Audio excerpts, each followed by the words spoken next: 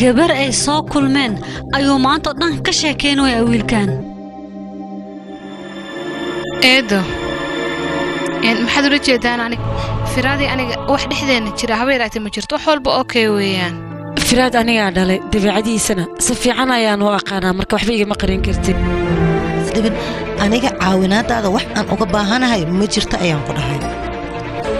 isbitaalka noloshaada waan ku badbaadiyay way dhamaatay adiga noloshaada shilteena miyaane maxaa wayne يعني شكلت وانا لبلينا ها سرتنا واي هي